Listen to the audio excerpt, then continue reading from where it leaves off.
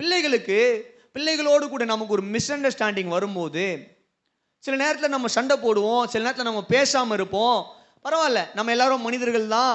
நமக்கு எல்லாருக்குமே கோபம் வரும், நம்ம எல்லாருக்குமே கஷ்டம் இருக்கும், நம்ம எல்லாருமே அழுவோம், நம்ம எல்லாருக்குமே பயங்கரமான என்ன சொல்கிறது, நம்ம லாங்குவேஜ் சொல்லணும்னா கடுப்பு, எல்லாமே வரும் தான். ஆனாலும் கூட நல்லா கவனிங்க, இதை நீங்கள் நீடிக்க விடக்கூடாது. இது நீடிச்சதுன்னா பிரச்சனை.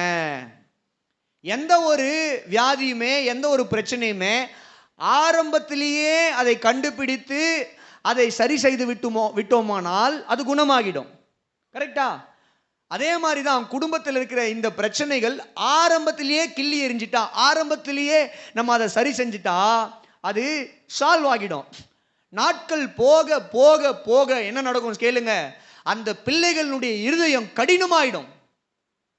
அந்த பிள்ளைகளுடைய இருதயம்